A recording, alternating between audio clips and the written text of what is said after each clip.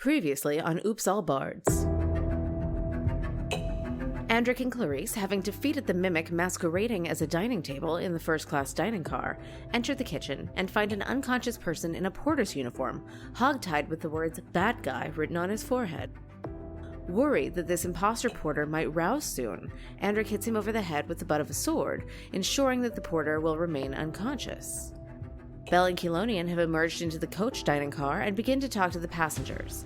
They help a man with a mild coffee burn on his lap, and then Clarice and Andric join them in tending to, and in some cases interrogating, others in the car. Clarice interviews a confused group of Kenku as Kelonian works to earn the trust of all of the passengers present. Belle turns her attention to a group of merchants who may or may not be smuggling illegal oligarchy-era artifacts across the country. Eventually, Clarice joins the interrogation, but ultimately realizes that the merchants, while opportunistic, are not part of the Malveaux conspiracy. Meanwhile, Cretaceous and Gideon are growing impatient in the first-class car. They have a heart-to-heart in which Gideon explains that Cretaceous can always return to singing, but he's needed now as a fighter. And then the pair scoops up Angel the chicken and leaves to find the rest of their party. In the kitchen, they get distracted by the smell of brownies baking in the oven, and Cretaceous learns the hard way that molten sugar can do quite a bit of damage going down. But it's not like he's going to sing anytime soon, right? You wanted monsters all slain by their betters, but you ain't seen nothing like arts and letters. Look who has answered the cry of distress. Oops, it's all bards. Oh, what a mess. You think we're a joke, but in truth we're all id. We fight like we learned it in books, 'cause we did. We all survived college with charisma impressive. Oops, it's all bards, and yes, it's excessive. If you're still confused, we'll explain to you thus. There's nobody left, so that's why they called us. We'll fight or we'll otherwise roll for successes. Oops, it's all bards. We hope that addresses all that you have to know to enjoy listening to our all bard party sent off on a mission. How'll it go? Well, we're sure you can guess. Oops, it's all bards. Oh, what a mess.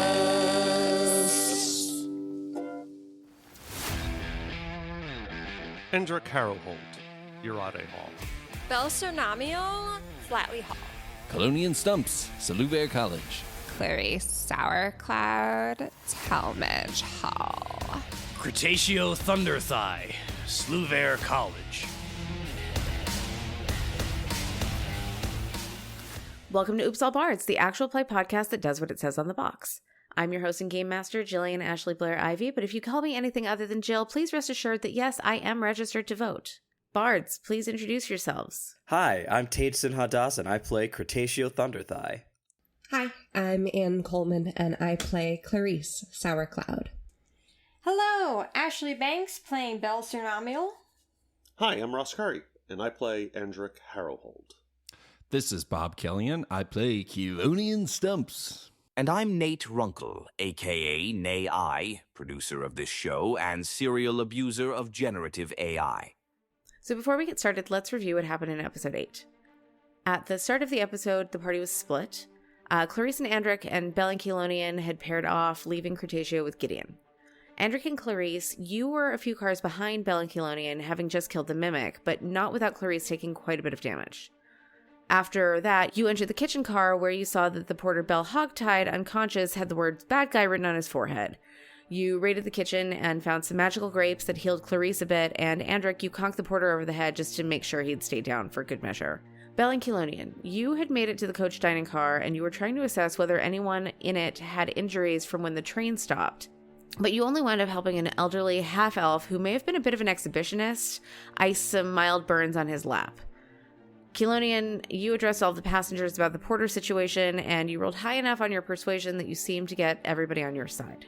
Clarice and Andric joined Belle and Kelonian, and Clarice talked to a few Kenku who only seemed to speak in song lyrics, for which I remain very sorry.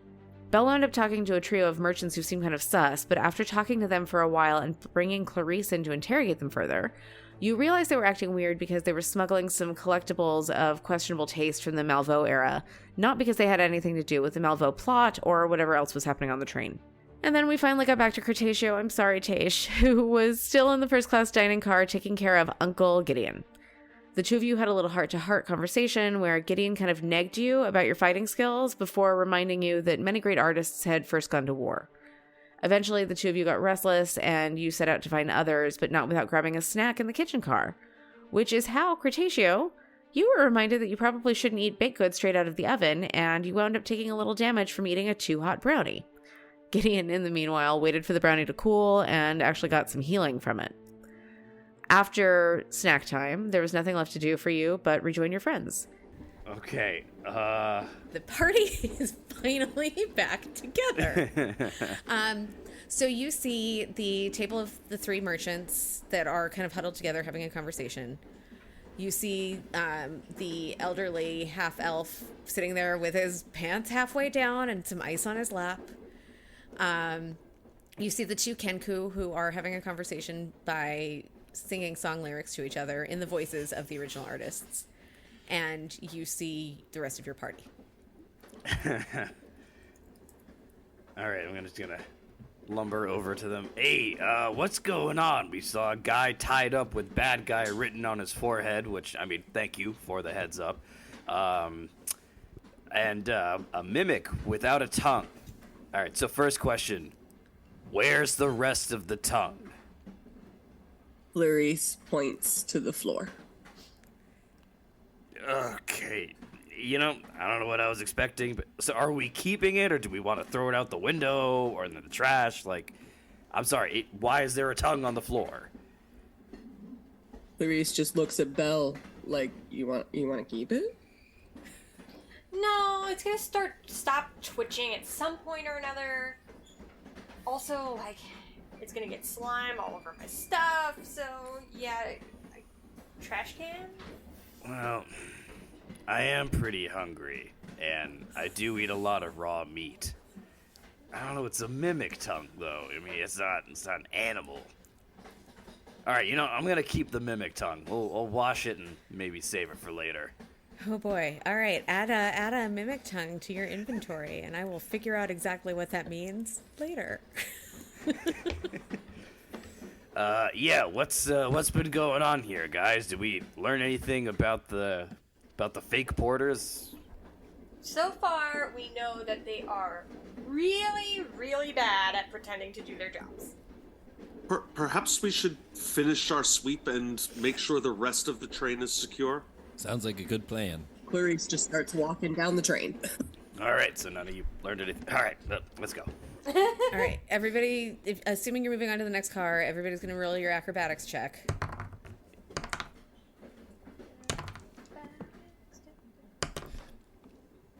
$19. 26. Kelonian rolled a 6. All right. Kelonian is going to take, let me remind myself his damage, 1d4 plus 2 thunder damage, and everybody else is passed. Jill, just for the record. Yes. I have a plus 10 to acrobatics. Then you basically just don't need to roll. Because Yeah. it's a DC 10 to... Yeah, it occurred to me that that's how math works. Yes. Cool. All right, Kelonian, how hurt are you? Oh, I'm fine. Okay. How many points did you roll? 19 out of 33. Oh, it was 3 total. Okay. All right, so you're still... Kelonian is very happy to see Angel. Yes. Oh, Angel, glad to see you're doing well. Let's stick together for the next leg of this little trip.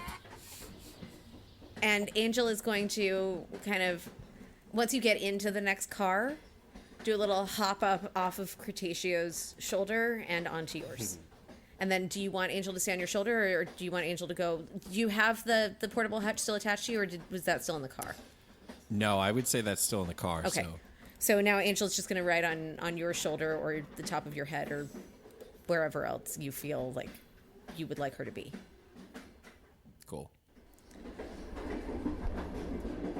Oops All Bards will return after these brief messages. You have now entered one of 2 coach cars.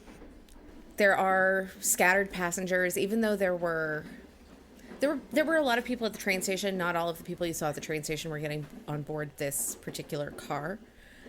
So there are also plenty of empty seats. But you see about 10 people in this car. Feel free to poke around, talk to people, roll any checks that you need to see if there's any information that you want to see, or if there's anything in particular you're looking at. I will tell you that in the coach cars, there are like the open racks for luggage above the seats. So you can also take a look and see if there's anything in those luggage racks that you feel like investigating. Yeah, from the sudden stop, how do the passengers in this car seem to be in terms of, like, did anyone crack their head? Is anyone dazed? Are they fine? What's the general makeup? I will tell you without rolling any check that when you come in, you hear a few children crying, and that you see some adults who, again, seem pretty dazed. In terms of visible damage, you see an elderly tiefling who looks pretty banged up, but it's hard to tell as you're walking into the car whether that is damage from the train or whether that is damage from life. That's so real. So what you're saying is they're about 40. I said elderly. Tieflings are not elderly at 40.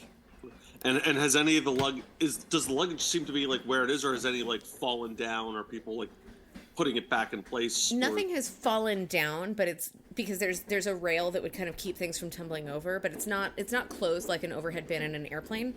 It's more like the guardrail, like when you're on an Amtrak train, that kind of you have to hoist things up over, and it keeps things from sliding out. Unless the train truly derailed, things are probably not going to move.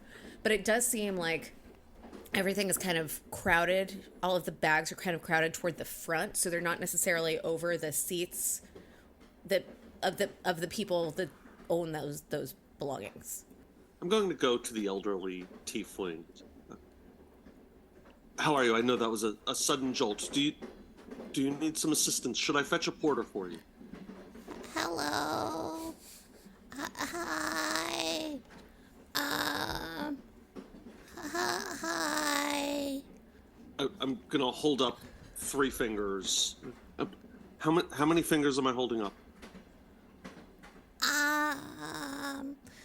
Next to the elderly tiefling, there is a goblin who is dressed as a nurse.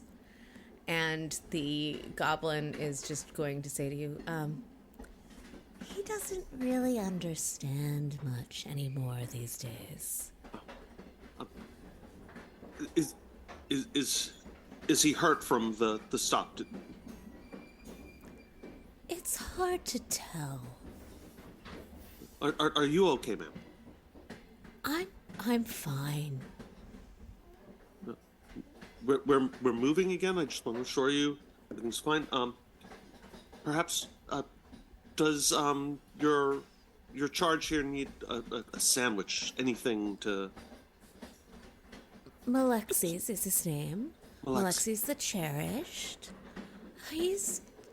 We have our bag of snacks. Most of his food is in liquid form these days.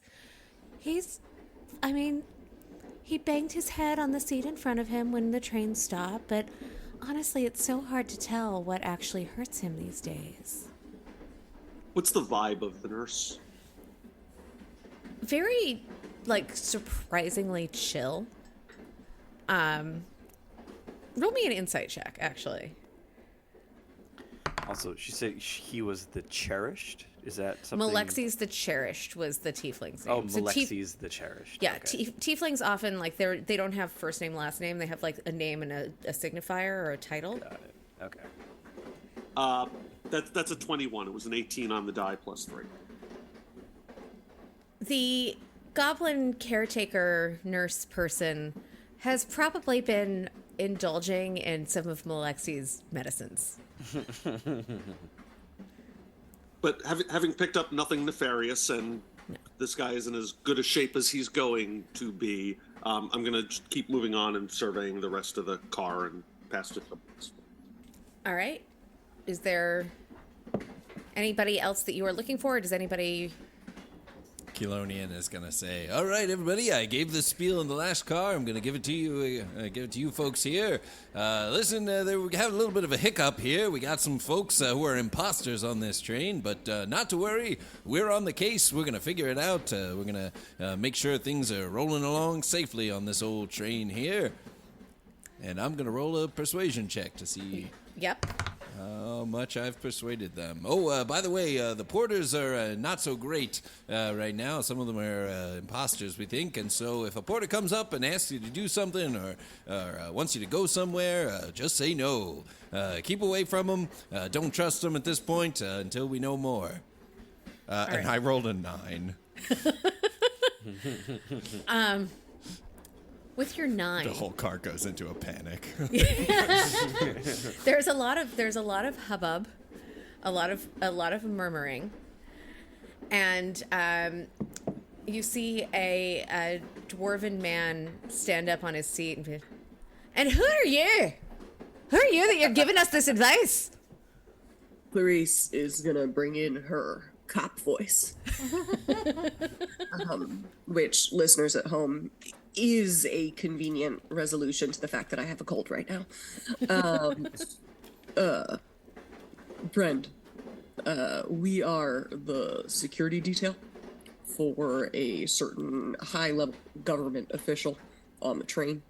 The dwarf is gonna lean out to see if he can see Gideon, who is now on the car with you, and what's he doing here?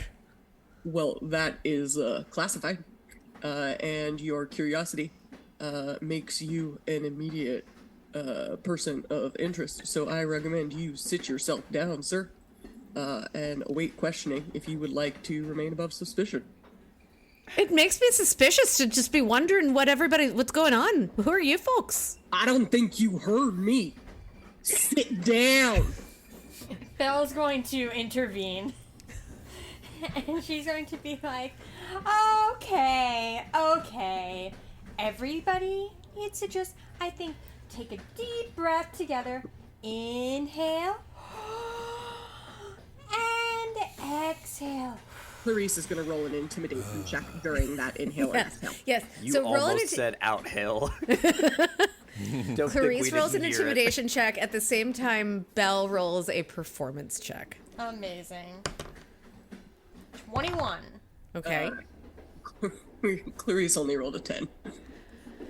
So Inexhalele. Inexhalele. The dwarf who had, pulled himself up to his full height, which is not that much taller than Clarice, glares at you, and then he looks at Belle, takes a deep breath, sits down, and as he sits, you can see that he is there with presumably his wife and 2 children. How far away is Clarice from this dwarf? Did you approach him when he stood up and started asking questions? Nah, I stayed at whatever distance I was upon entering the train car. Okay, so in that case, you probably wouldn't see the kids. You would probably see that there is somebody who's also riding with him, another adult dwarf. I'm just gonna prepare to say something derisive like, "You should be ashamed of him," when I walk by. Okay. So everybody is still confused and a little upset after Kelonian failed to just inspire confidence. But Ashley has at least gotten everybody to take a deep breath and calm down. Or Belle has gotten everybody to take a deep breath and calm down. Ooh, thanks, Belle. A literal angel walks among us. Speaking of which, have any of you guys seen a porter, one of the fake porters, heading to the back of the train? Or, ever. Have any of you guys seen a porter, train staff, a conductor, anyone who's supposed to work here? I'm sorry, did you say fake porter out loud? Just quick question. Yeah. Well, didn't Kelonian already say that the porters were imposters? Oh. Yes. Yeah. Okay. Yes. We are inciting mass panic. Yeah. I think when you ask that question, the tension rises again. What? Belle Why is is everyone like, looking at me weird? I am fighting a losing battle. Do you want to like walk down the car, anybody, and I can tell you who else you're seeing? Sure. I think Belle is going to walk down the car and then just like go to each group and be like, inhale and exhale. Like a flight attendant walking people through a panic attack. Okay. Yes, basically. And while Belle is doing that, Clarice is just doing a perception check to see if anybody looks like they are off-duty military personnel. Okay. All right. As you're walking, Clarice and Belle are walking down the train aisle. Now you will notice that the dwarf who's there with his wife, they are also there with 2 children. Having seen the children, I will not layer down any kind of insult. Okay. I do think Belle is occasionally like touching people's hands, like you know, you see like a saint, like just walking through and be like, my people. Bless you, child. Bless you, bless you. Would you like me to kiss your baby? People are like, don't touch my baby. What's wrong with you? Who are you? Also on the train, you see a young dragonborn mother with her 2 babies who are screaming. So you know, I mentioned when you first entered onto this car, you could hear some children in distress. It was these 2 babies. I'm gonna go over to the dragonborn and just go like, "Hey, little buddies, everything's okay," and then just lean in and give them a big toothy smile. So they're dragonborn and you are lizard folk. So you are, you have some reptilian appearances, traits in common, but you are not the same species. Yeah. And the babies are going to see your teeth. Like they calm down a little bit as you approached, and then they see you smile with the big teeth and go. All right, I'm gonna slowly back away there. It's never good with kids. Hey, look, I mean, I'm just trying to be nice, all right? The dragonborn mother is going to give you like a look that shoots daggers because she like finally just started to get the babies to calm down, and now they're at 11. Also, the fact that he was like, I'm just trying to be nice to some babies. Yeah. Oh, yes, this was directed at the babies, not to the mom, to the children. I'm like, hey, I'm just trying to be your friend. Come on, why don't you understand this? What's wrong with you? Also on the train, you notice a halfling carrying a lute, and then you are also going to see all the way at the far end, so toward the back of this car, you're going to see a small goblin child and an elderly goblin woman. So that's who's on this car. Did anyone say anything about when we asked, has anyone seen train staff or the porters or anyone? I think everybody was so distressed by Kelonian's failure to inspire them that nobody has really answered much of anything. There's just panic. Relatable. Yeah, I don't think we're getting anywhere with these folks. Why don't we just keep going, guys? Yeah, I think Belle is going to deep breaths in exhalele. Everybody down the car, and then when she gets to the end, she'll just Jill, given that Belle is just so adept at moving between train cars, can she offer help to anybody else crossing? In theory, yes. However, as you reach for the door actually flies open, and you see somebody who is dressed as a porter coming toward you. Oh. Okay. How quickly are they coming toward me? If you'd been any closer to the door, it would have smacked you in the face. Great. Can I please step to the side and put out my arm to, like, what's the clothesline him? Yeah. So I'm going to have you roll this with disadvantage because this is like an instinctive reaction to you as this woman dressed as a porter, or possibly real porter, is flying, not literally, just moving very quickly through that door and up the aisle. Okay. So you can roll. It'll be we'll just do a strength check for you, to see if your arm stops her. We'll call it an opposed strength check. Okay. To see if your arm stops or if she just kind of blows past your arm and keeps going. Okay.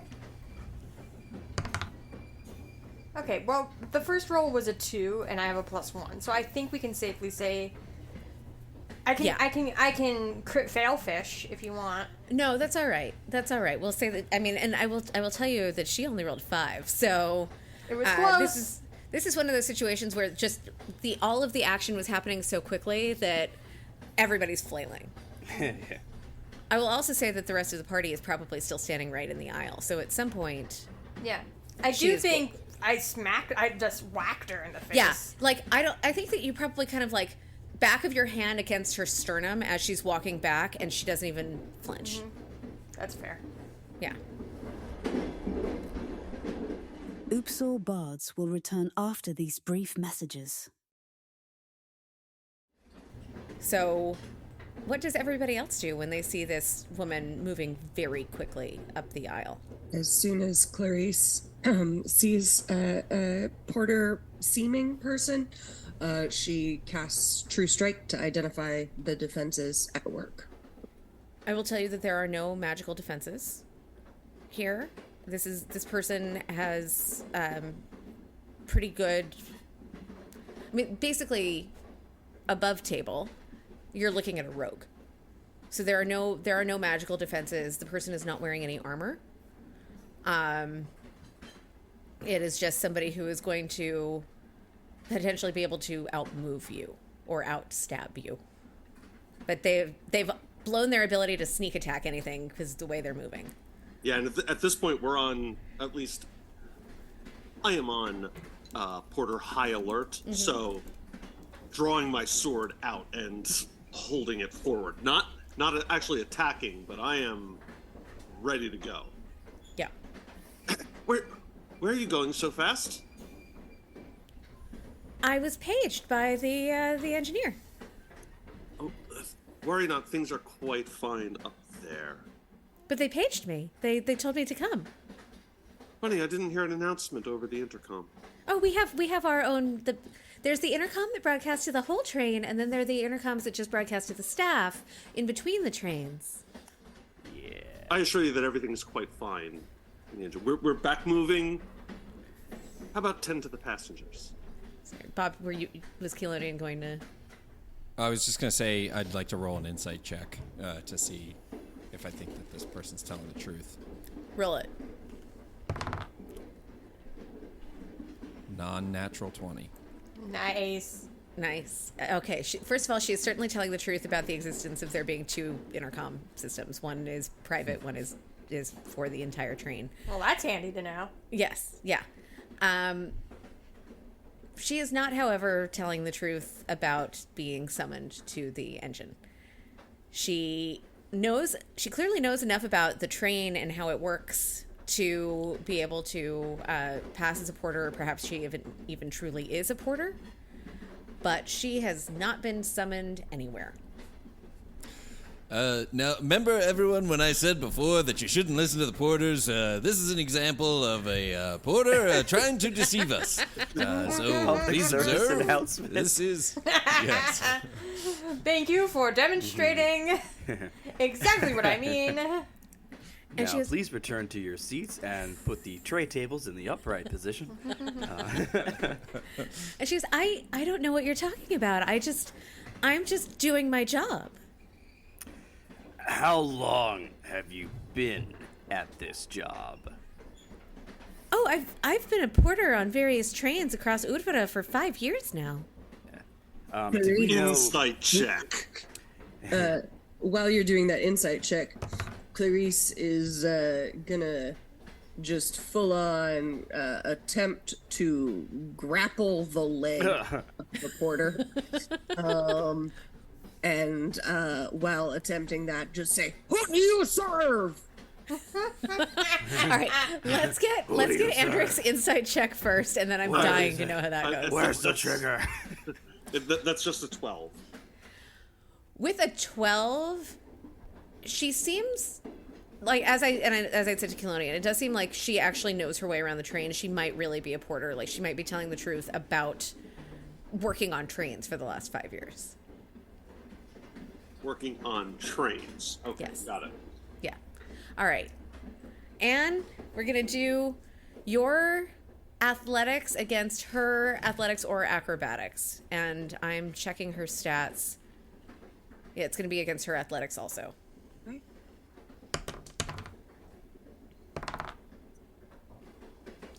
I do have advantage on this, and I have had to use it. Yes. But 10 is my better roll. She rolls a 13. So she's just going to kind of like shake you off of her leg. She's like, if you'll excuse me, I really have to get to the engine to see what the engineers are looking for. Your coworker Higgins has it covered. Higgins?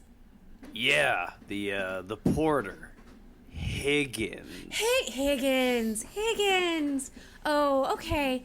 I kind of get the feeling that they wanted me specifically, though. They actually said my name. Who do you serve? She looks down at you. She's like, the Udvita Train Corporation. Who else? That's it.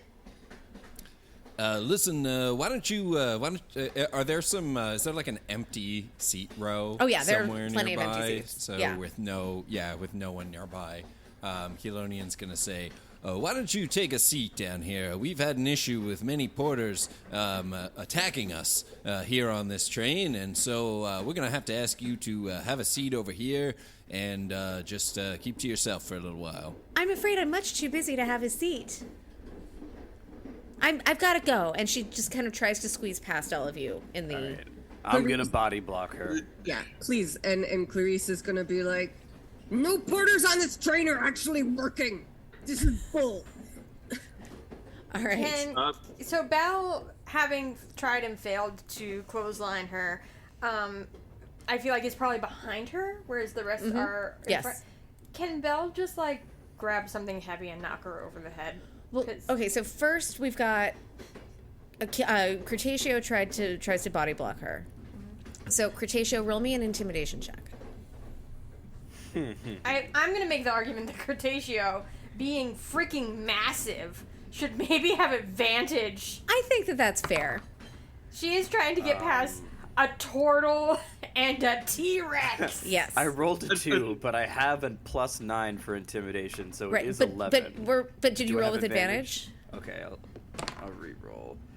That's an 18 + 9, which is a Okay, 27. Yes. So, as Cretaceous stands up to his full height, and the porter also notices the hobgoblin standing behind him with sword drawn, and begins to realize that while the turtle that she was seeing had not been that particularly intimidating in his words, is at least a rather large fellow. She spins around and she sees Belle standing there. Belle is holding something over her head, seemingly ready to strike. Belle, what do you do in this moment? So Belle, I think while all of this was going on, was like picking up that we weren't getting anywhere and she was going to stick with her story.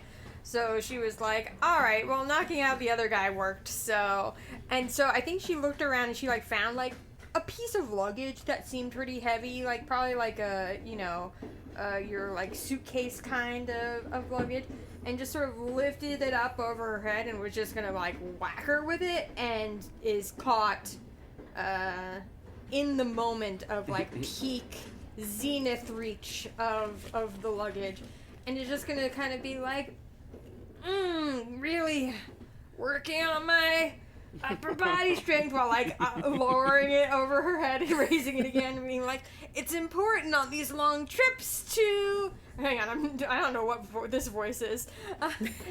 Stay active.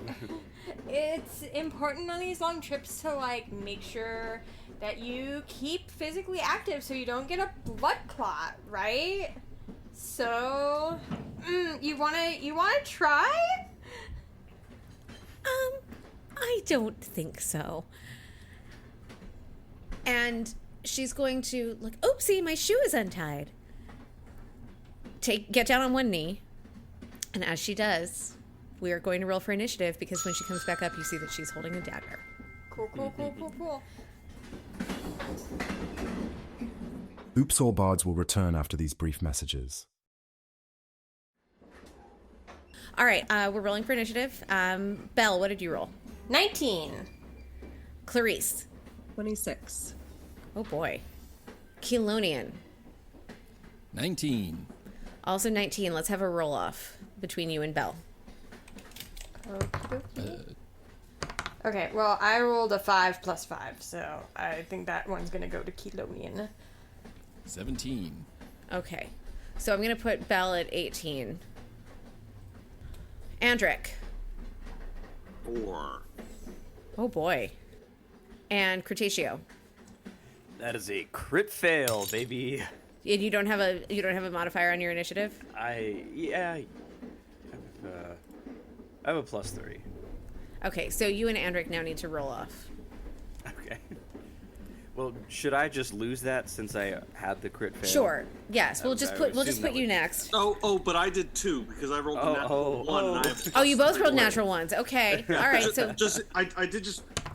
Yeah, where was this roll? I just rolled a natural 20 on my roll. Okay. Mine was an 18. All right, Yeah, so we're going to put now Andric I just get to go first. second to last. Yeah. Well, I need to roll for Gideon. All right, and Gideon rolls a 17, which ties him with the porter.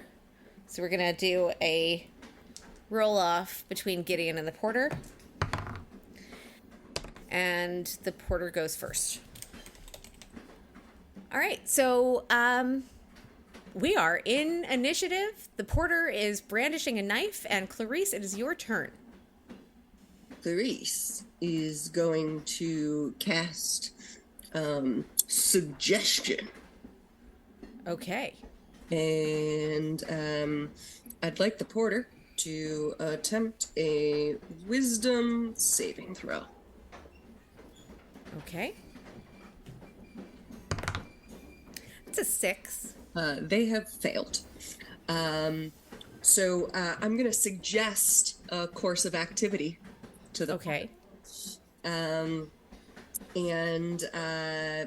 The porter, just to clarify, is not immune to being charmed? No. Right. So having failed the save, the porter is going to pursue the course of action I described to the best of its ability, as long as I'm not telling it to, self-immolate or something. Mm-hmm. And so my suggested course of action is you should lead us to the back car right now. What is the I understand the description if you'd like. Yes, please. I suggest a course of activity limited to a sentence or two and magically influence a creature I can see within range that can hear and understand me. Creatures that can't be charmed are immune to this effect. The suggestion must be worded in such a manner as to make the course of action itself sound reasonable. In other words, asking the creature to stab itself, throw itself onto a spear, immolate itself, or do something other obviously harmful act would end the spell. The target must make a wisdom saving throw. On a failed save, it pursues the course of action I described to the best of its ability. The suggested course of action can continue for the entire duration, which is up to 8 hours. If the suggested activity can be completed in a shorter time, the spell will end when the subject finishes what it was asked to do. I can also specify conditions that will trigger special activity during that duration. But if I or any of my companions damage the target, the spell would end. Okay. So I have cast that, and I'm going to say to the porter, you should lead us to the back car so that none of these people get hurt. And everybody will hear me say that, and okay. Go. So the porter is going to just look at Belle with her head cocked, because Belle is currently standing between her and the door, so the porter can't lead you anywhere unless Belle wants to move. And talking is a free action, so I'm hoping Belle heard. Yeah.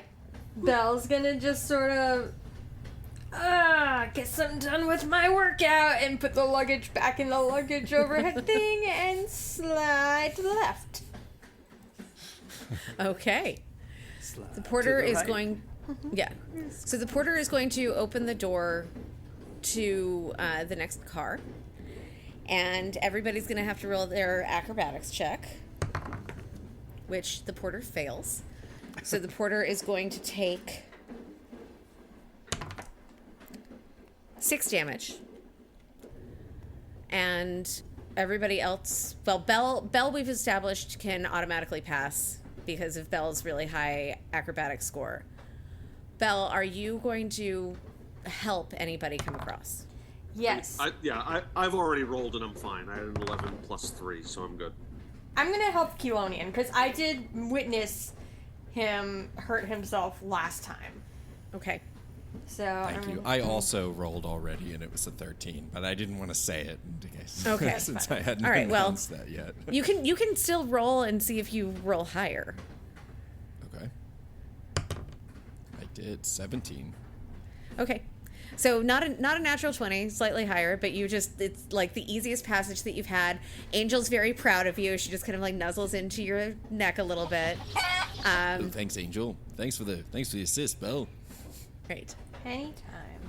Clarice? Passed with flying colors. Okay. And Cretaceous? Yet another crit fail. Oh boy. All right. 1d4 I helped plus... the wrong person. 1d4 plus 2 damage. And I've also got a roll for Gideon. It'd be a total of 3 damage. Okay. So you can track that damage. Gideon passes only by nature of having a very high acrobatics modifier because Gideon rolled well below a 10. But you are all in the second coach car. This is the 9th car of this 10-car train. You have this porter who is just walking straight up the aisle. I will tell you, if anybody wants to roll any sort of check right now, you can do that as a free action as you're following the porter along the aisle. Before we do, what's the general lay, or like how many people are in here? What can we very obviously see? There are a few more people in this car than there were in the previous car, but it's still not full.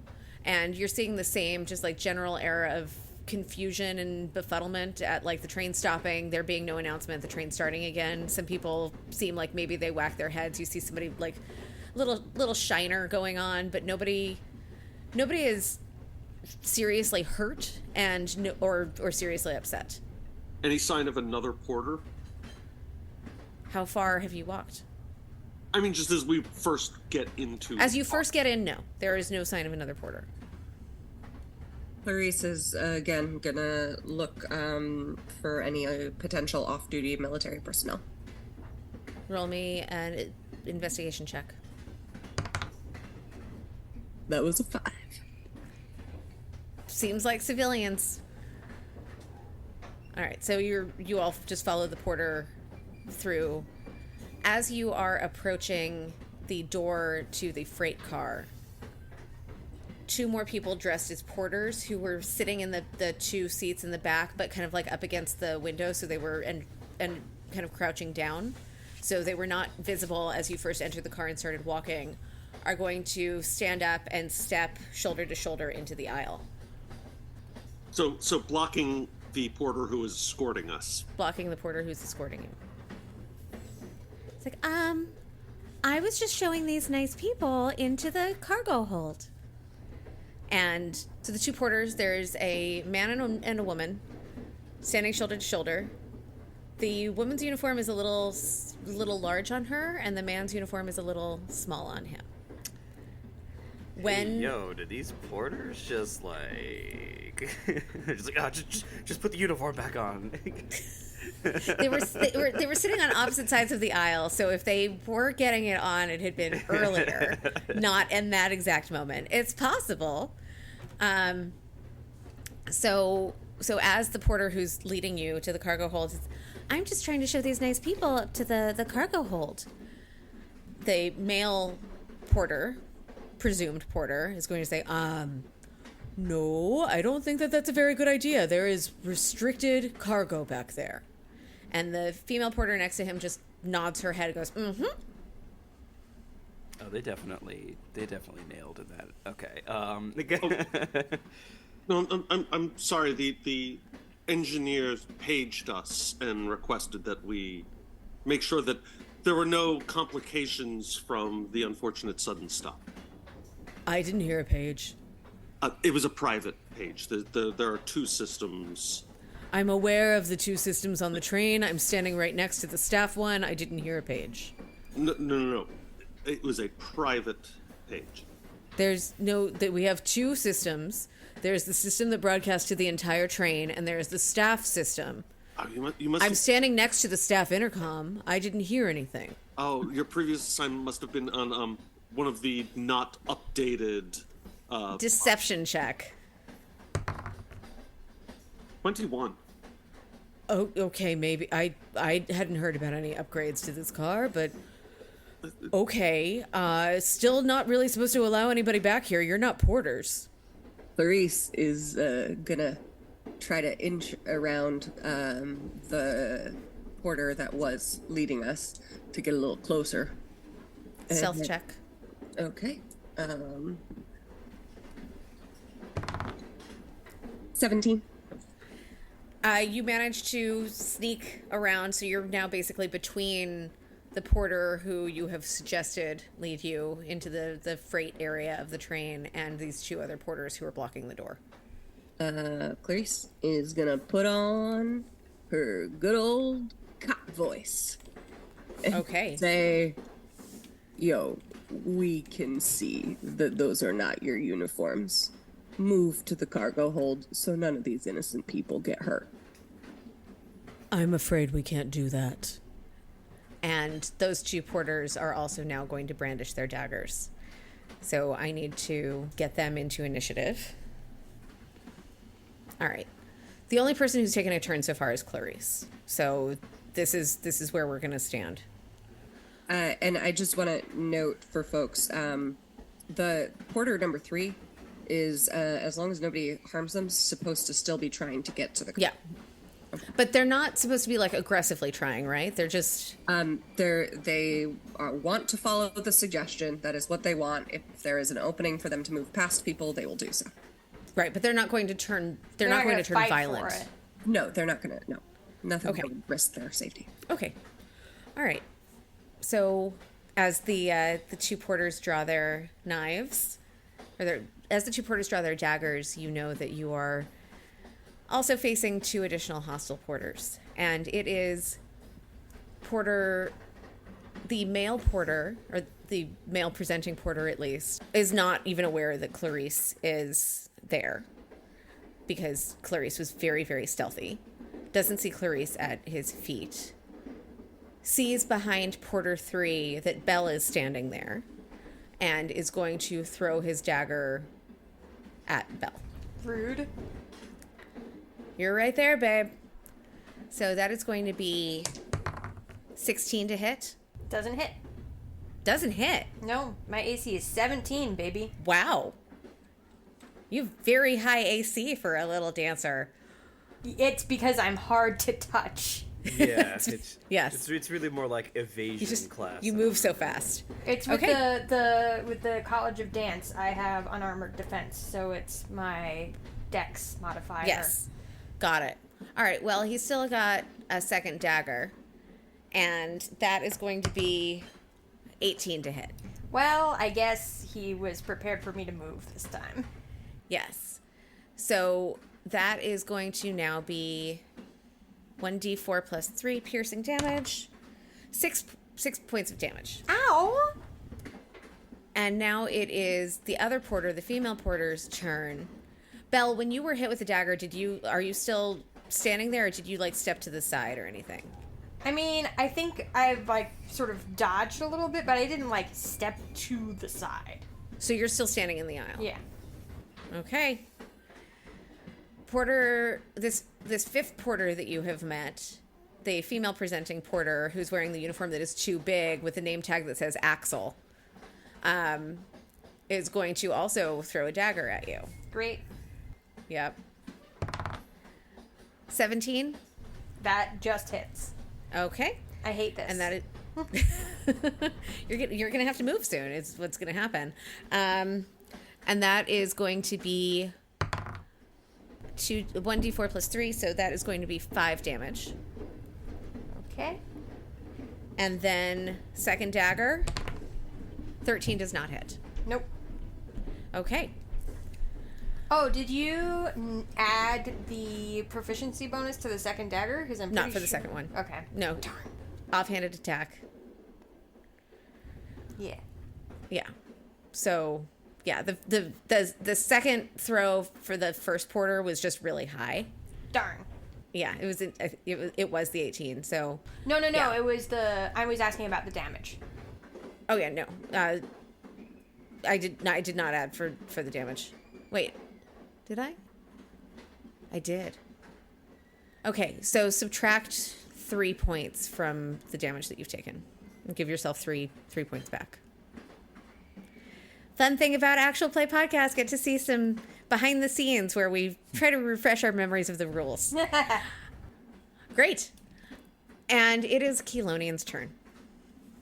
Kelonian clears his throat and says, "We are in danger, and danger is dangerous. I will bless my friends."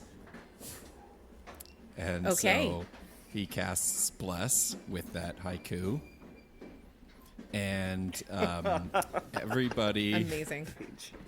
everybody in the party, except Kelonian himself, gets... whenever you make an attack roll or saving throw, you can roll a d4 and add that number to the attack or saving throw. So I included Gideon in that. Okay, I was just going to ask. Yep. Is that a one-time use, or is that truly whenever we do it? It reads like whenever, because it says whenever a target makes an it's a attack duration. or saving throw. Yeah. Quick rule thing. I believe it is a 1-minute spell as long as he maintains concentration. Yes. Right. Any movement? No movement. Okay. Belle, it is your turn. All right, so I've been stabbed a few times now. Yeah. So I would like to use my action to cast Blade Ward. Okay.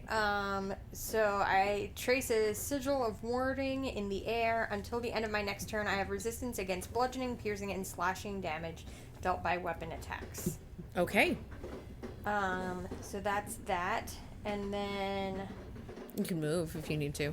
I could, but if I move, then other people are going to start getting stabbed. Right. And now that you've cast Blade Ward, you're safe until the end of your next turn. Right. So I think I'm going to give Bardic Inspiration.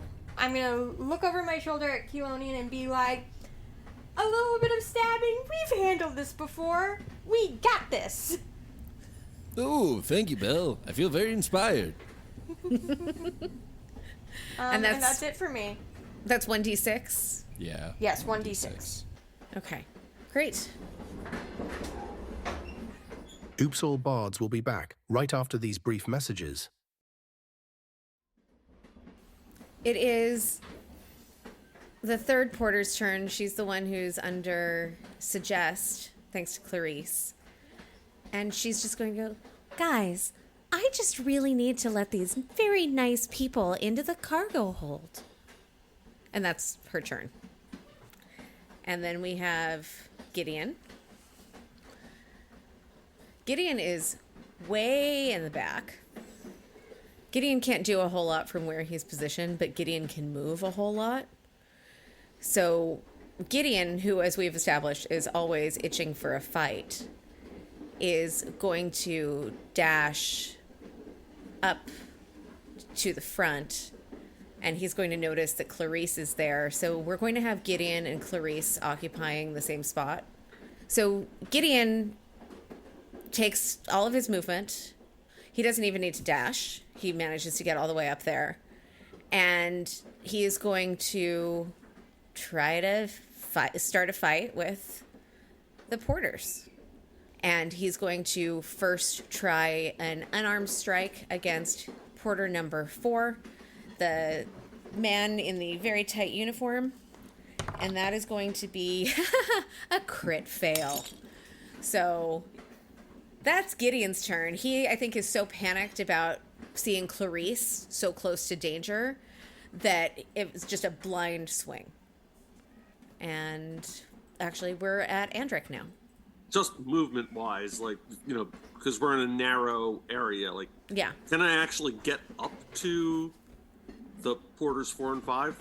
Yeah, I mean, those spaces are still 5 feet. Like, you can occupy the same space as pretty much. It might be a little hard to occupy the same space as Keylonian unless he turns sideways, and it's a little bit hard to occupy the same space as Cretaceous because he's just huge. But you can. There's nobody seated on the aisle seat, so you can kind of like gently sidestep. Briefly, like, take a foot into the aisle seat and sneak around Cretaceous, as long as Cretaceous is amenable to that. Sensing Cretaceous' hesitation to join the fray, I'm going to quickly say as I basically do a quick, like, put my foot up on one of the armrests on the seat to the right, and kind of like, I'm going to use that to kind of just, like, pivot around Cretaceous, and turn it and say, "Smile, what have you to fear? Follow." And I'm going to use my bonus action. I'm going to do, this is basically to give the help action to Cretaceous for whatever he's going to do next. Okay. And I'm going to use the Fey Gift of Spite for Cretaceous. This is a hobgoblin. This is a hobgoblin trait. Until the start of my next turn, the first time Cretaceous hits a target with an attack, that target has disadvantage on its next attack roll. Is that just attacks against Cretaceous, or is that? Nope. It has disadvantage on its next attack roll. Period. Okay. So is that against which of the porters is that against? No. It's whomever. Hasn't happened yet. It's whomever Cretaceous hits with an attack. Okay. Will then have disadvantage on their own attack roll. Okay.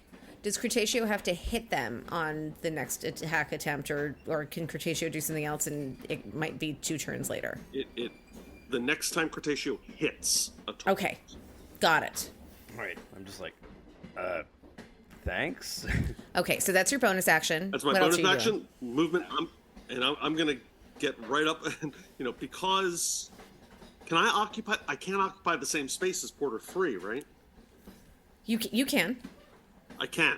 Okay. Porter 3 is a human. Porter 3 is not occupying 5 feet of space by herself. Okay.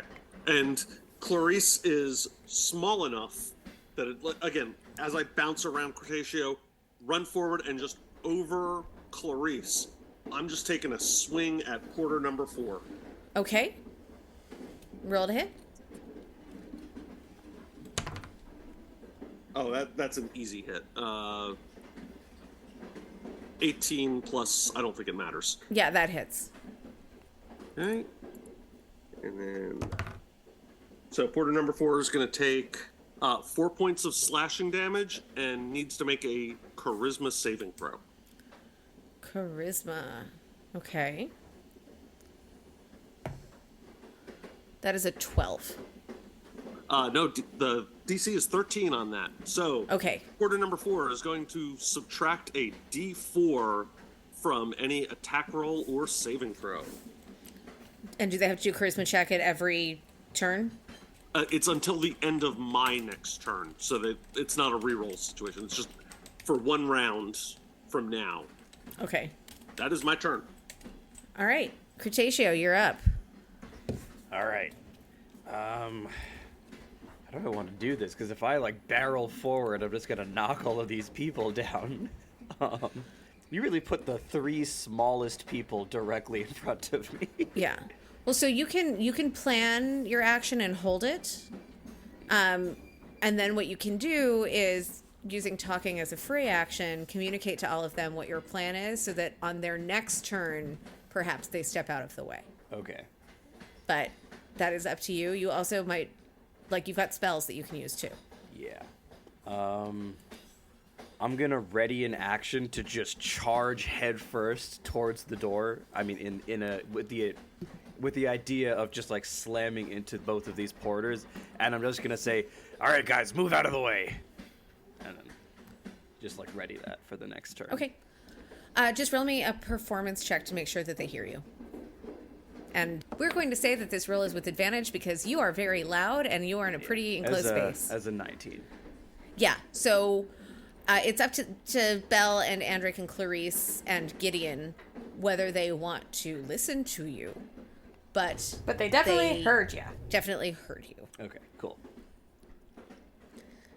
All right, any movement that you're taking, any bonus action, or you're just hanging out here and waiting? No, I think I'll just stay there and just kind of hunker down and get ready to charge head first forward. Okay. This is the Thunder Thigh way. Anybody flashing back to Toy Story, use your head! That's exactly what I'm thinking of, yeah. All right, Clarice, it's your turn. Clarice is feeling helped by the presence of Uncle Gideon. Okay. And so she's just gonna draw her rapier. Okay. Attempt to poke the female porter. All right. So that is the porter whose name tag says Axel. Roll to hit. And I have bless on me. Yes, you do. So I can add is it a D6 you said or a D4? I think it's a D4. D4. Okay. That is a 15 to hit. 15 hits. Great. I am going to deal 3 damage plus, because Gideon is right next to me, I'm going to use my sneak attack ability. Okay. Which I can use once per turn. So I have dealt 6 damage with my rapier.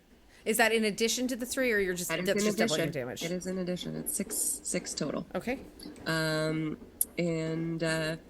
having done that, I'm gonna tuck and roll to under the seat that is on the opposite side of Uncle Gideon's.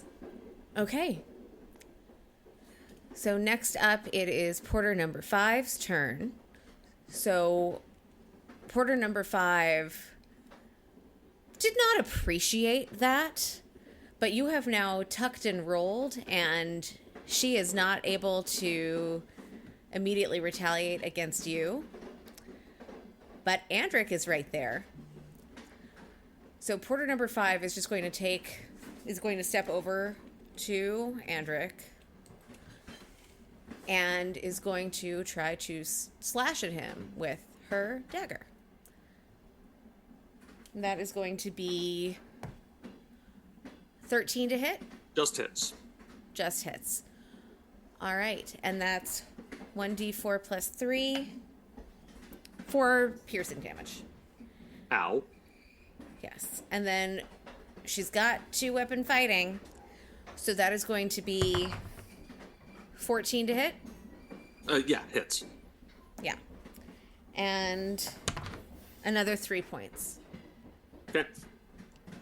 Okay. And then she's going to actually after slashing at you, take a step back. So she's once again standing right next to Porter number 4. Do I get an opportunity attack as she steps back? She's a rogue, so I don't think that you do. Let me double... Not if she doesn't disengage. Yeah, she can disengage. She can do disengage, but she used her bonus action for the second... So then, yes, you get an opportunity attack. Let's go. No, that's a 7 to hit. That does not hit.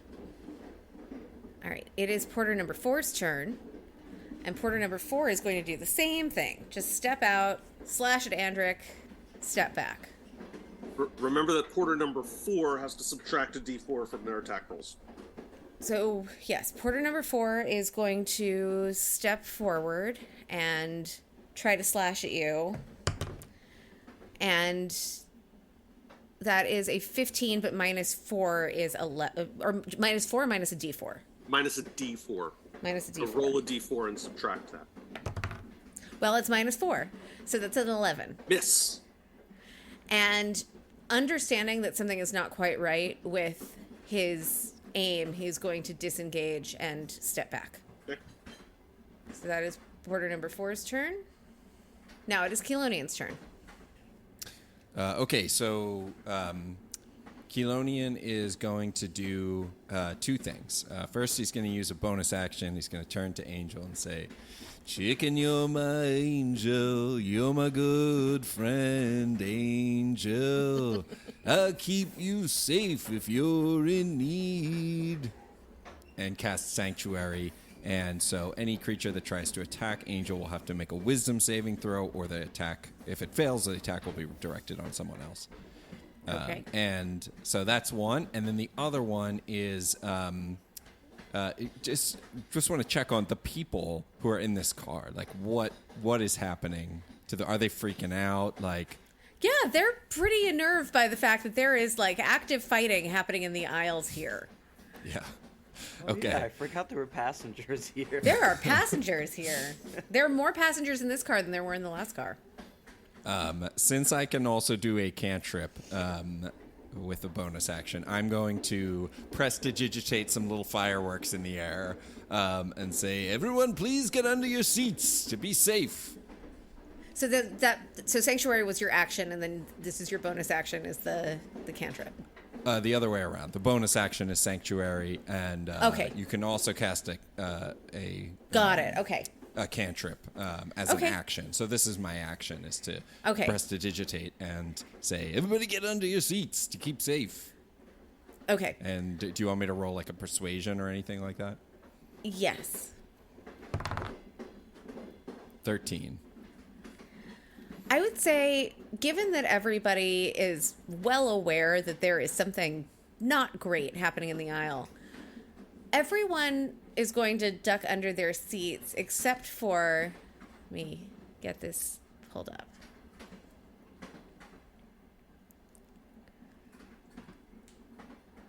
Everyone is going to hop under their seats except for a group of 6 dragonborn teenagers who are toward the front of the car, so near where you're standing, who just look at you and roll their eyes and go back to like whatever it is that teenagers are doing on a train. Honestly, valid. Yeah. They see you, I mean, Kelonian, we've established, is a non-traditional student, so you're a little bit older than your standard college student, so they look at you and they're just like, what is this old guy like freaking out about? They're completely oblivious to everything else that's happening on the train. And they have ignored you. Everybody else is now crouched. Not necessarily, like, they can't really fit under their seats, but they're in the foot space between the seat and the back of the seat in front of them. Quit dragonborning your feet and get under your seats. They look at you and roll their eyes. If there was one way to not get through to a group of like sassy teenagers, that was not it. Exactly. And that's it. Okay. Great. Belle, now it is your turn. Okay, Belle is gonna sort of huff and puff out her cheeks and pout a little bit because she did all that blade warding and then nobody stabbed her. And it was very inconsiderate of them. So I think she's going to... Because I don't want to hurt anybody else.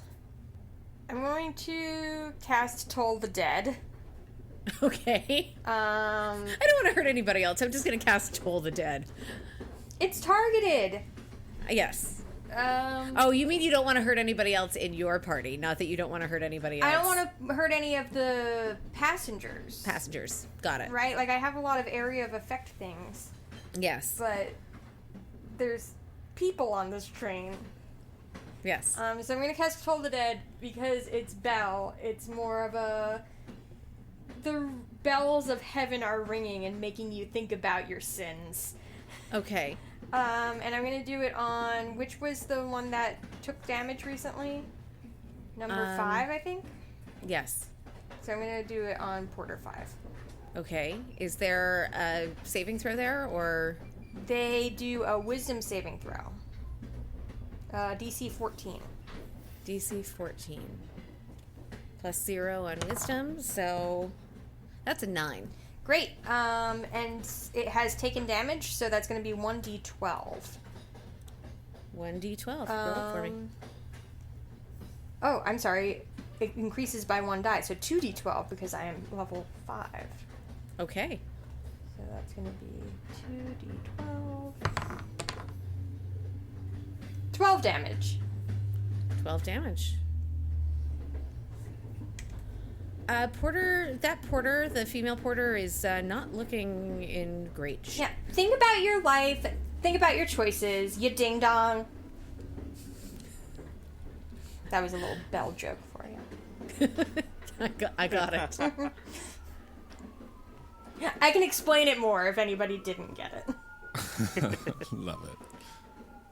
And porter number 3 is still under Clarice's suggestion spell, and it's just going to be like, maybe if we would just let them into the cargo hold, they wouldn't be trying to hurt us. And that's her turn. Oops All Bards will return after these brief messages. And now it is Gideon's turn.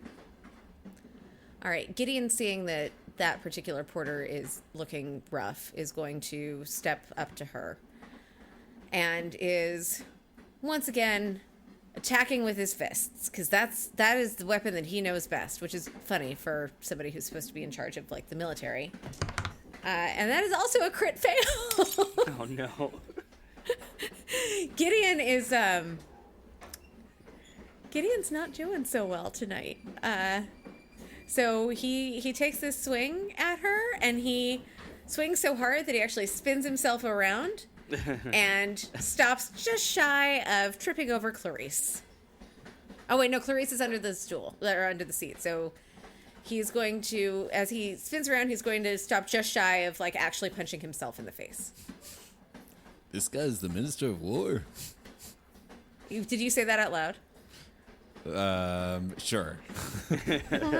He's just gonna turn around and you'd be like, we have been at peace for 30 years. I'm a little rusty. Oh, I'm not complaining. All right. Oh, Belle, you didn't take any movement, and just a reminder to you. Oh, yes. Sorry. Yeah. Yeah. We just ended my turn with both of us just that was that. Yeah. So did you remembering that Cretaceous had? Yes. I want to take a little side step. Okay. So we'll just say that as Gideon is almost punching himself in the face, Belle is taking a little sidestep, remembering that Cretaceous had asked her to do that. And now it is Andric's turn. Having taken a couple hits from, it was number 4 that hit me, right? I believe so. Yeah, so having taken a couple dagger slashes from them, Andric gets down. Now I'm going to two-hand with the longsword. Is Bless still up? I believe so. Great. That's going to be a 17 to hit. It hits. And they take 9 points of slashing damage. Okay. And and make another charisma saving throw. Okay. 12. They fail. So guess what? Go back to subtracting a d4 from your attack rolls on number 4. Okay. Got it. And saving throws. And quickly, I'm going to use my movement to not... I don't want to get out of their range, but I'm going to pull another, because I remember Cretaceous saying that they're about to charge. I'm getting out of Cretaceous' way and letting them clean up. Okay, so you're just going to kind of step to the side after you swing at Correct. 4. Correct. Okay. Things are getting very crowded around there, but that's fine. Like, none of you, except for Cretaceous and Keylonian, are that big, so we're going to say that if Cretaceous is still planning on doing this, Cretaceous, your path is clear and it is your turn. All right. I'm going to barrel headfirst towards these two porters and try to just knock them both through the door. Okay.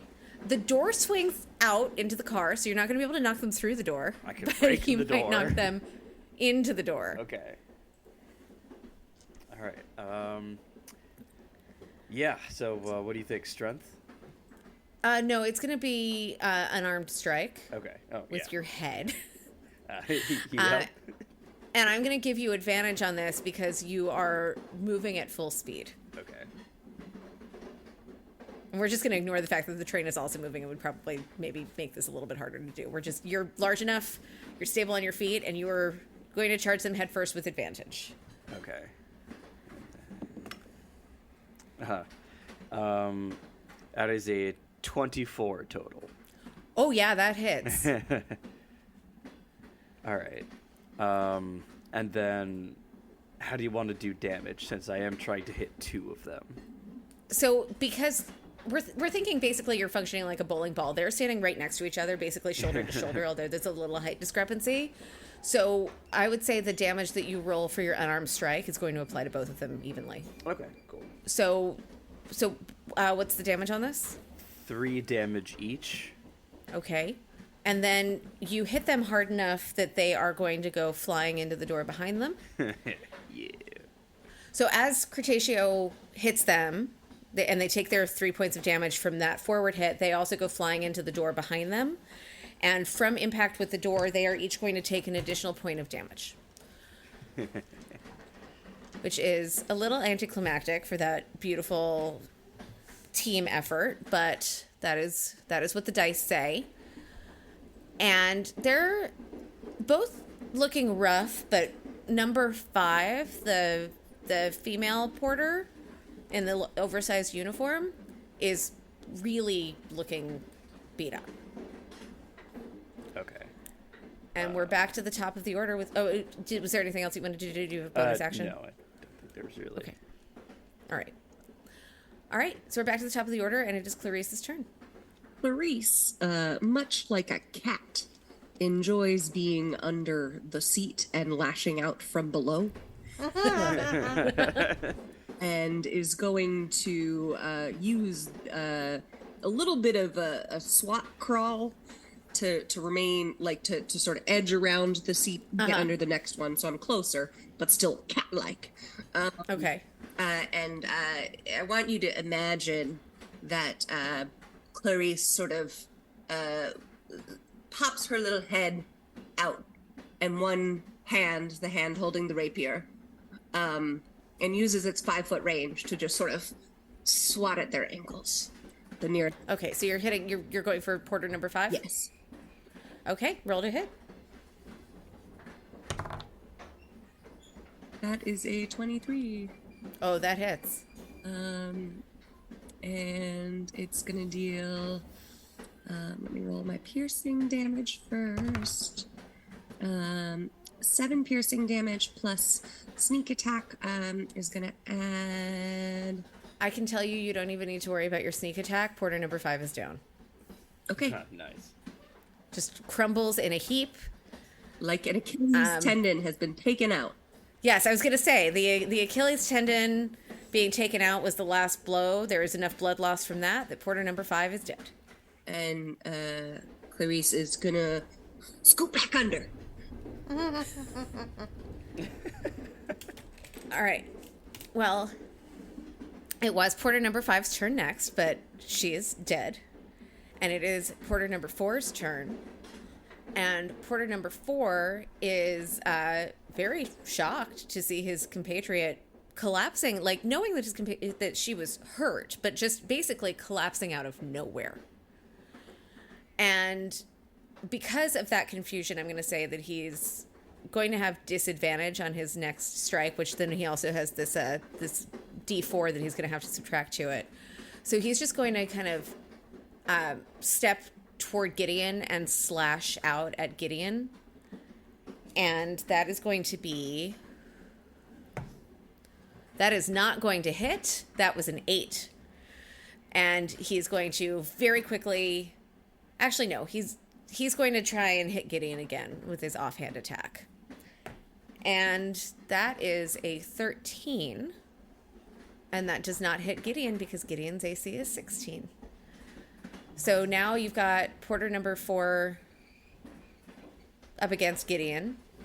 And porter number 4... Well, no, because Clarice moved. Yes, okay, so porter number 4 is now flanked by Gideon and Andric and is going to have disadvantage on saving throws. And it is Kelonian's turn. Belle, you're pretty hurt, right? Yeah, I got stabbed a few times, and it was, like, not an experience I would recommend. How are you doing, Andric? Looking like he's experienced some pain. All right. Belle, I'm going to start with you. Andric, I'll come to you next if I get to if we get another round.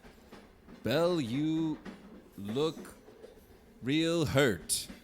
I will give you some help now. Abracadabra. He's counting out the haiku. Amazing. So, for our listeners, that was Bob's commitment to a 575 haiku format counted out on his fingers as Kelonian was casting that spell. How much do you heal her for? 10. Awesome. Thank you. And since that was also a bonus action, Kelonian is going to also shoot some more sparks into the air with prestidigitation and say, "Good job getting under the seats, everybody." You see a couple of people like raise their thumbs up from behind the seats. But yeah, nothing else happens, and the teenagers are still just completely ignoring you. Did you have to move to heal Belle? Did you have to move to heal Belle, or are you? No, it's a distance thing. Okay. It is now Belle's turn. Great. Okay, so 5 is down. 5 is dead. 3 is right next to you, but 3 is still under the spell from Clarice. Right. 4 is hostile and is flanked by Andric and Gideon. Cool. Can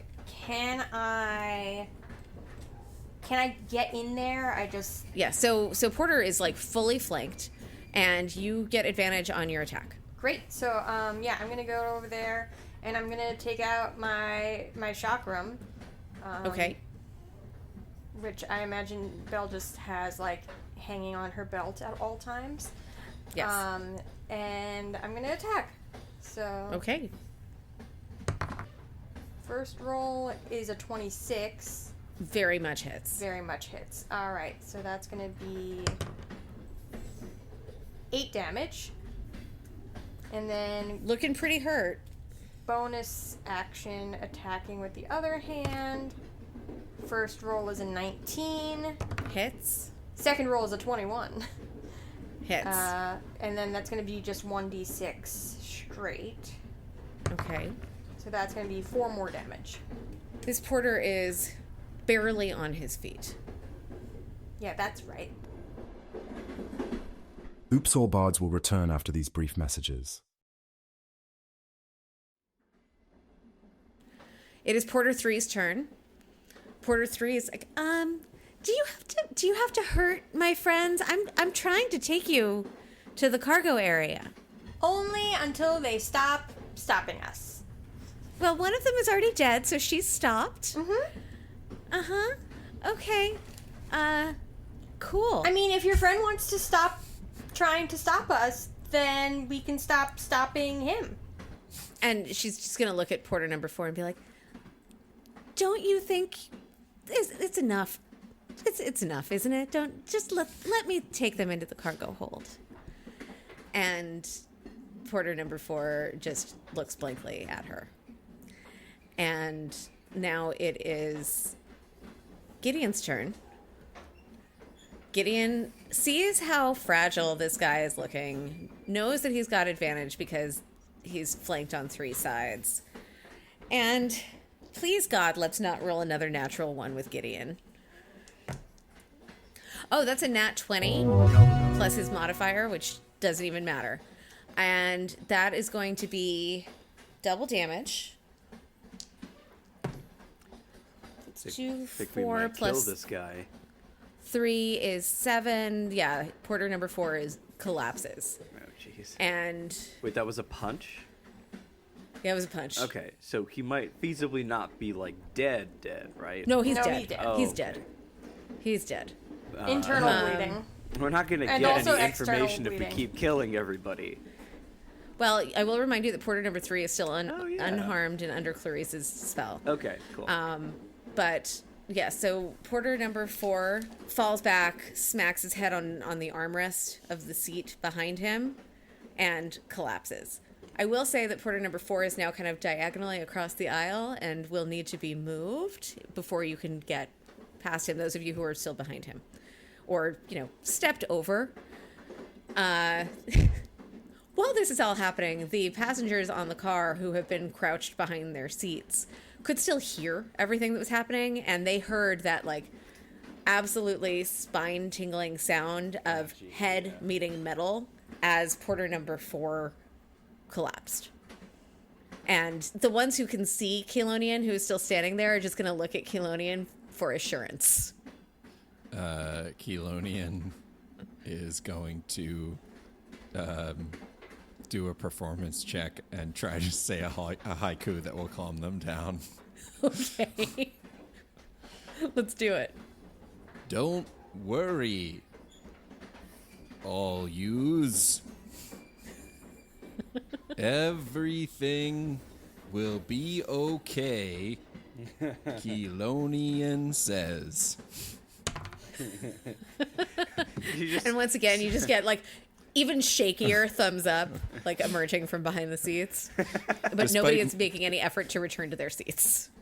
You are out of initiative. Despite my hesitant counting, that was a 21 performance check. So okay, that was something good. So everybody's just cool, thumbs up, staying behind, staying on the floor. Nobody's returning to their seats, but you're out of initiative. So I assume everybody is just planning on moving along that way. I would, if allowed, I would take a pause to do a healer's kit on Andric. And also on myself, if possible. I think that's probably very smart. And if anybody else wants that. Yeah. Okay. Oops, all bards will be back after this brief ad break. You've vanquished the 4th porter. The 3rd porter is now totally ready to take you into the cargo car, but I believe that Keylonian wanted to do some healing. Ah, yes. Takes out his healer's kit and goes over to Andric. Andric, buddy, let me patch you up here. Ooh, you got a little bruise there. Yeah, I think I got some Band-Aids here. More than a little. Thank you. How much did you heal him for? 10. 10 healing for Andric. Great. I am at 25 out of 33, so 8 points of damage. If anyone can help me with that, or that's honestly not that bad. I so certainly we can. Oh, I can help you out, buddy. Don't want you has hurt multiple for our healers next kits right now. Okay, yeah, cool. for our next jams and jams and jams. Yeah, that Higgins guy got a couple of licks in. All right, that'll be 12 points for you. So you're back to full health. Yeah. Great. And did you need to heal yourself also? I did. Healed myself for, how much was that? 11. Great. So everybody's in pretty good shape now, yes? I should check Gideon's stats just to make sure, but I think Gideon's in pretty good shape too. Yeah, Gideon's at full health. So we're good. So after healing everybody, porter number 3 is, did you still want to see the cargo car? Yeah, let's go. Okay. So you're going to start, she leads the way first, and she fails that acrobatics check, which is going to be relevant for all of you when she turns hostile in a moment. I should remember the damage here at this point, but it is 1d4 plus 2, so she is going to take 5 damage. I know that Belle automatically passes. You know it. And this time I'm going to give, yeah, so I'll help Keylonian again. Oh, thank you. Once again, I rolled before we said this, but this time I rolled a 9, so that would be helpful. So, hey. Yeah, so roll again. You've got help. I need somebody. That time I rolled an 8, so you tried your darndest, Belle, but I just tried was so hard. So you take 1d4 down. plus 2 damage. I, meanwhile, got the most useless nat 20. Okay. You you gracefully- cartwheel across. Yeah. The You're whole really train important. does a Considering how Impressive. short your arms are, that Getting the cartwheel arms, is yeah. really impressive. Yeah. All right. Killian, how much damage did you take? I took 3 damage. Okay. Angel, I hope you'll be more proud of me next time. Andric, how'd you do? 16. You passed. Clarice? 24. You passed. All right, and Gideon passes because of Gideon's been rolling terribly, and I'm not using different dice for everybody, so it's not like I can say I need to get rid of one set of dice. But anyway, Gideon passes by nature of having a really high acrobatics modifier. Classic. The second you step onto train 3, you need to roll for initiative again because porter number 3 turns around and goes, what? And draws a dagger. Okay. Clarice. Non-natural 20. Non-natural 20. Kilonian. A natural 20 for a total of 20 because I have 0 initiative. Okay. So. Because it's a natural 20, I'm just going to automatically put you up ahead of Clarice. The pacifist goes first. Yeah. What could possibly go wrong? Andric. 13. Ashley, or Belle. 9. And Cretaceous. 9 as well. All right, so the two of you need to roll off. Yeah. That is a 14. Belle? 8. 8. Okay, and then I'm going to roll for porter number 3. And I'm going to roll for Gideon. Porter number 3 rolled a 12. Gideon rolled an 11. Okay, so Kilonian, what do you want to do? Okay, so Kilonian, seeing that this porter has now decided to turn against us, is going to step into action and is going to point at a spot 20 feet away from behind where the porter is. So like right up against the back door. Yeah. Okay. In order to catch the porter in a 20-foot sphere without affecting anybody else, any of our allies. And he's going to do an old classic sleep. Okay, And, I love it. You can tell the haikus that I prepared ahead of time from the ones that I do on the spot. He's going to say, "A point of order for disorderly porters, slumbers in order."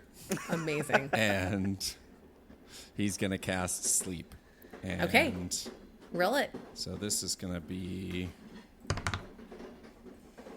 Okay, this will affect 32 hit points. Okay? And it is in the 20-foot area. So I think anywhere behind the porter, I think is going to be affected by this. Sure. Okay. And so, 32 points to fall asleep. Porter falls asleep right in the center of the aisle. But you don't hear anything else to indicate that like any other entities that you are not aware of on the train have fallen asleep. None of your party is asleep. Got it. Any movement or bonus actions? Nope. Okay. Clarice. Clarice is going to investigate the car. And because of where she is investigating empty space, but also looking curiously at a sort of... You can move. Yeah. We could also probably tie up this porter. I obviously cannot. I'm not sure that Clarice is the best one to tie. She's got very short, not quite as short as you proportionally, but she's still got very short arms. Belle will take care of it when we get to Okay. And actually, like, we're out of initiative because the only hostile person that you are at least are aware of is now unconscious. So you can do whatever you want. But let's have Clarice has already started. So Clarice, what would you like to do? Clarice is going to climb around the people, climbing around Andric, Gideon, and Colonian. Okay. Until she's even with Belle. And she's gonna look at that crate. Okay. Do an Arcana check. All right. Roll it for me. That is a 17. With a 17, you can tell that this is a non-magical crate. All right. She's gonna inspect its closure mechanism. It is nailed shut. Okay. Having seen that, she is going to ask if anybody has a crowbar. Does anybody have a crowbar? I can get us a crowbar. Oh, I could actually. Oh, yeah. Actually, I also have that ability. Let me think. All right. So my bit for all of my spells, I haven't done any yet, but like I'm gonna sing a song in an obnoxious operatic cover voice of it, but it has to be vaguely about the object. I can't think of any songs that reference a crowbar. Hammer would do if you had a hammer. Okay, I can do that. Stop! Hammer time!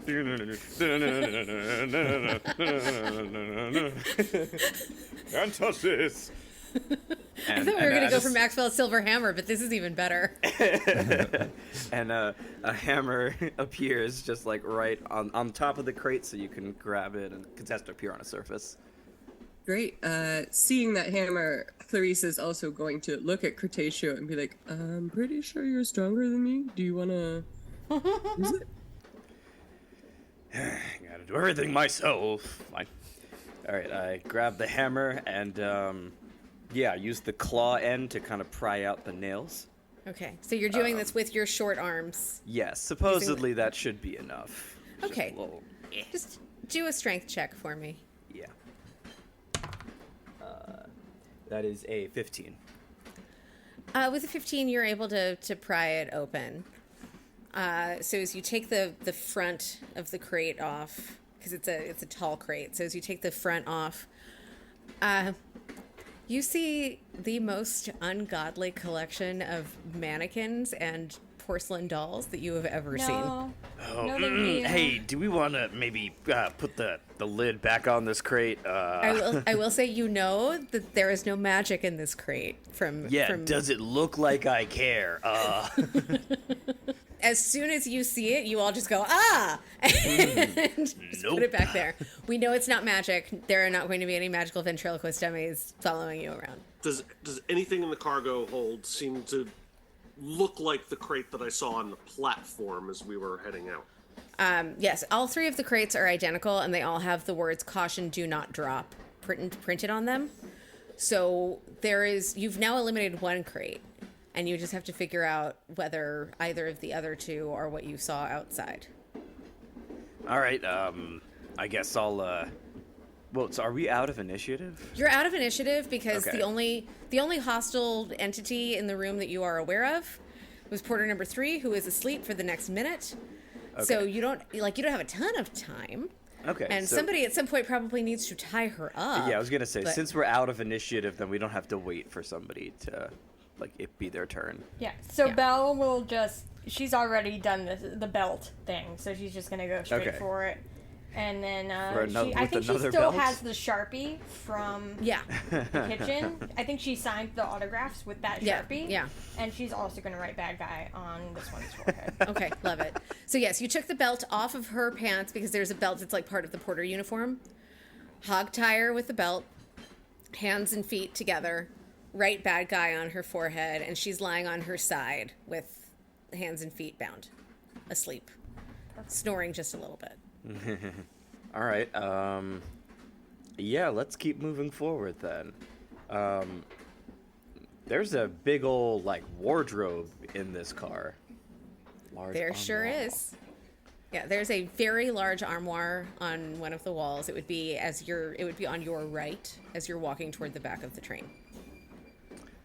All right. I'm gonna lumber over to that big thing and check it out. See if there's anything sketchy in there. Roll an investigation check. That's not gonna be good. That is a 6. It's an armoire. All right. Probably some clothes in there, nothing to see. You didn't even bother to try to open it. You just looked at it like, yep, that is. That's a closet. I would assume with a 6, that would be the in character thing to do. Is nope. Yep. Closet. Nailed it. Yeah. Anybody else have any ideas?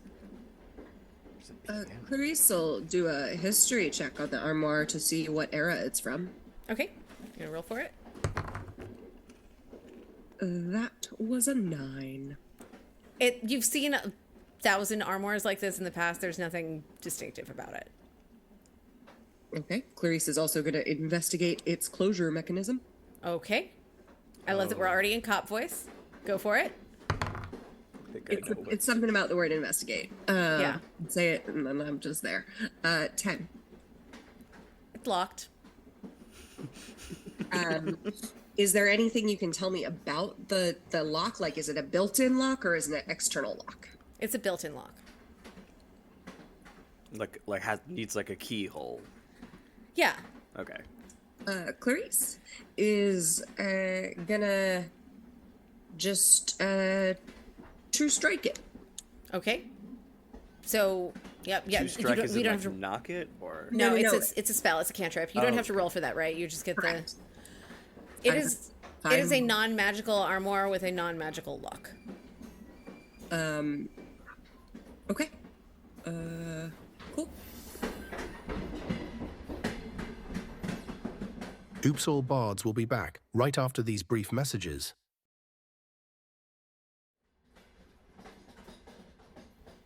Anybody else want to do anything? Seeing that Cretaceous has inspected and closed one of the crates, I'm gonna go try and find one of the other crates that may or may not be the one that I saw on the platform.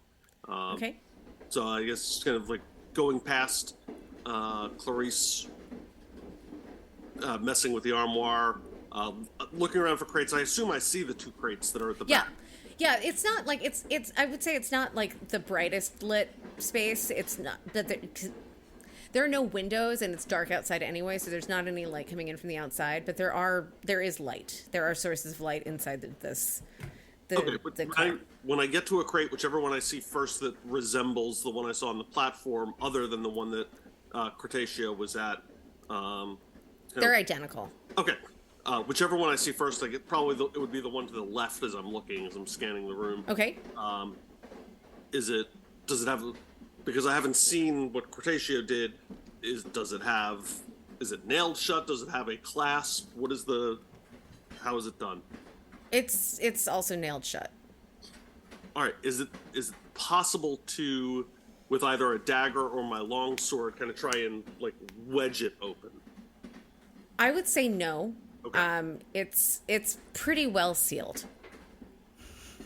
All right. Does it have does it have handles on either side? It's pushed up into a corner, so you can't see all sides of it, but there is like a rope handle on one side. I want to just get a feel for like how heavy is it. So if I can just kind of try and do a pull off the rope handle, just to get a feel for like what. Yeah, go for it. Do a strength check. 12. With a 12, it's heavy enough that, like, there's some significant mass to it. Like, you cannot pick it up maybe more than, like, 1/4 of an inch on that edge.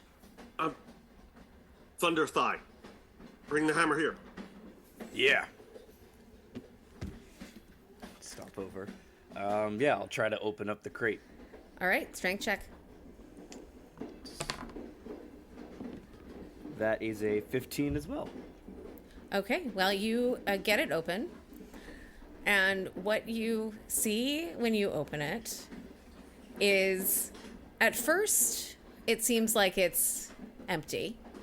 But you know that there was something in it because of its mass. And you notice that it begins to kind of shimmer a little bit in the light. Would you both roll a perception check? As a 14. Okay. Andric? That's a natural 1 for a 7 total. Andric, put your hand inside of this crate, please. Oh, no. Okay. Welcome to a gelatinous cube. Squish, squish. So does it pull him directly in? I forget how these work. I think in order to be engulfed, it has to actually move toward you. Yeah. It is not going to immediately pull you into it, but it will behoove you to get your hand out of there as quickly as you can, and that's going to be Yeah, what? As Andric looks in, kind of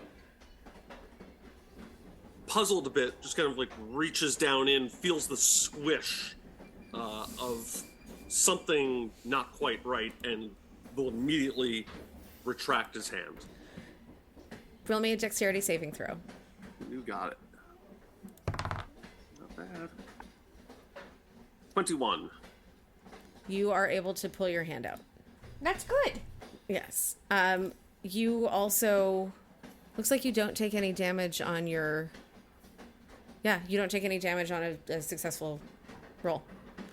All right, you've got a gelatinous cube. Can I tell, as I retracted my hand, can I tell that the what I think of as just gel, tried to stick to my hand?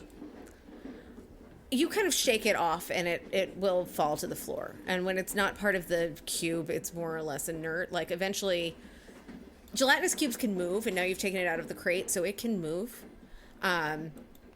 So it will reabsorb the gel that you shook off of your hand. But while it's just that little amount of gel on the floor, you're fine.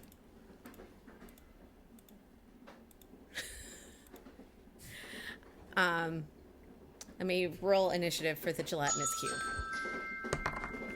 And that's a 6. So it's going to be a while before you have to worry about it, but you are back in initiative. Are we using the same initiative from before? You're using the same initiative. Cool. Okay.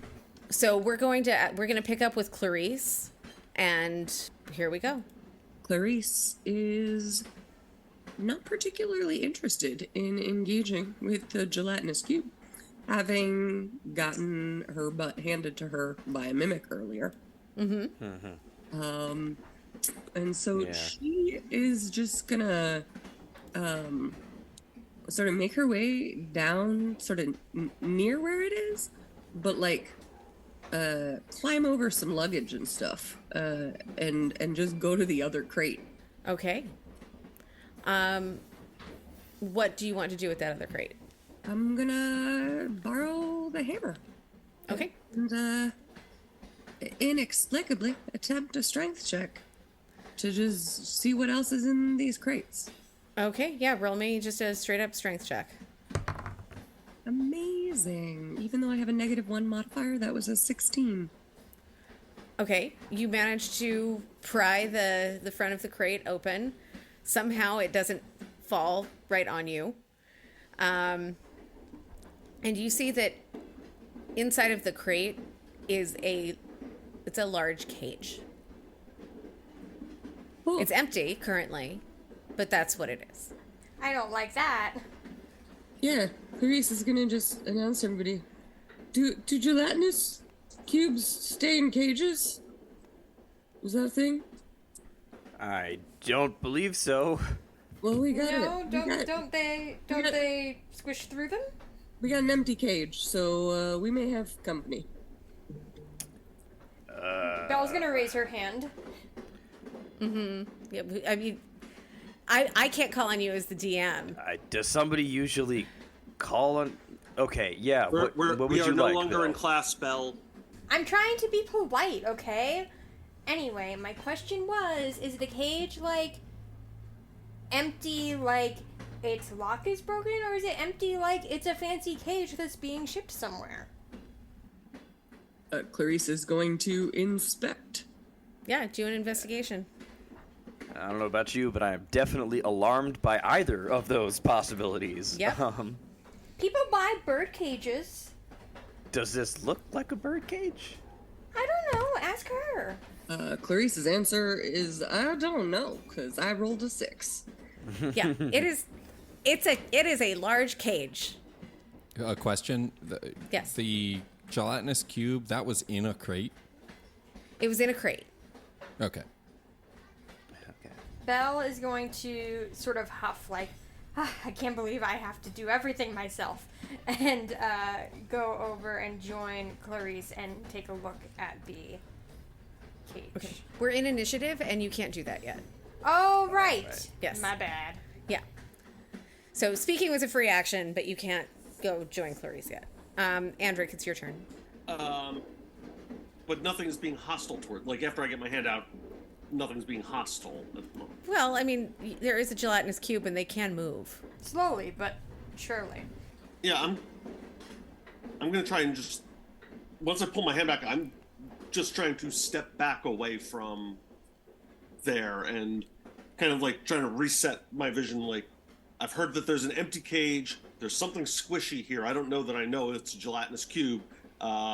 So I'm just kind of gonna take a step back and just try to like figure out what is going on with these two crates and if there's a connection between them. Roll an insight check. Insight. Nope, crit fail. Oh, no. There is a crate with a bunch of clear gel in it, and there is a crate with a cage in it. Porter number 3 is unconscious, so it is now Gideon's turn. Gideon is way toward the back of the train, but The adult in the room, please do something. Gideon has... Based on Gideon's rolls. Yeah, Gideon's not having a great day, but Gideon has a lot of movement. So Gideon is going to walk up to, like, the space kind of between the crate and the gelatinous cube and is going to go, did anybody notice that this cage is just slightly smaller than the other crate that has the gel stuff in it? No, just me? Okay. Does that mean something to you? Gideon is not generally like the most perceptive in terms of people's emotions or in terms of, like, he's a lifelong bachelor, and part of the reason is because he's never been able to keep a partner because he doesn't notice, like, when they change their hair or buy a new outfit. So he's not perceptive in those ways, but he's very perceptive in moments like this where there is conflict. And so he is going to just do a perception check. And he's going to fail it. So he's not particularly perceptive in this moment either. That was going. He's like, did anybody notice this thing about the cage? Because I didn't. He notices it, but he can't put it together. Like he's trying to like figure out the geometry of it, but it's dark. The train is moving. He had to like step over this unconscious woman. He has pointed it out, and I will say, if anybody else wants to roll checks related to those two objects as their relationship to each other, you now have advantage because Gideon has pointed this out. But Gideon himself, the wheels are spinning, nothing is happening yet. And with that, that was a free action. We've got movement, we've got that check.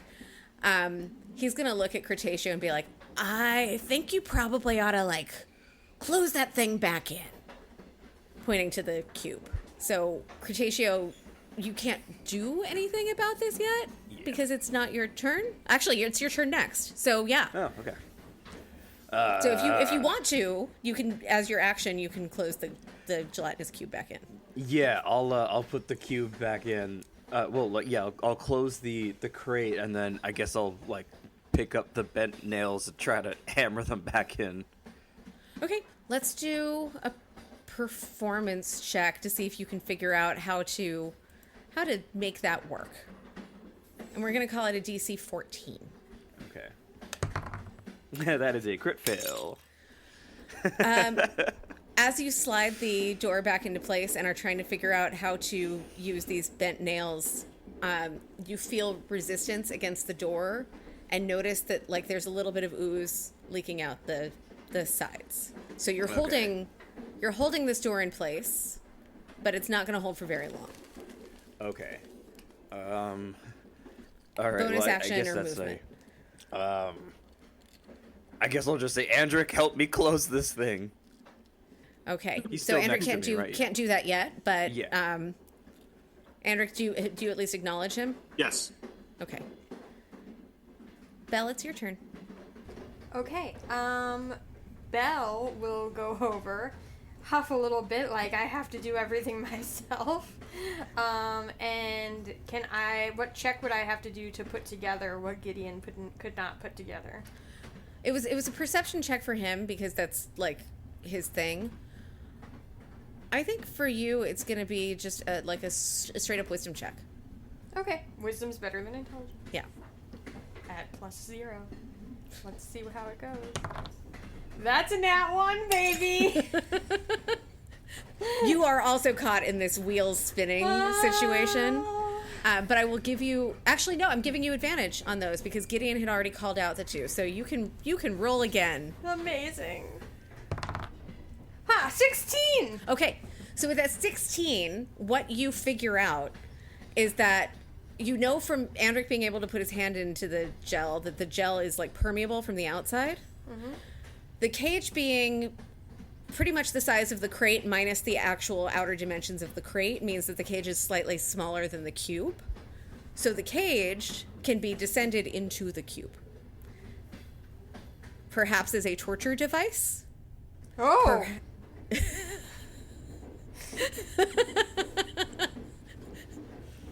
I don't like that. Oh, no. So the thing about gelatinous cubes is that you can get out of the cube as long as there's nothing blocking you from getting out of the cube. Mm-hmm.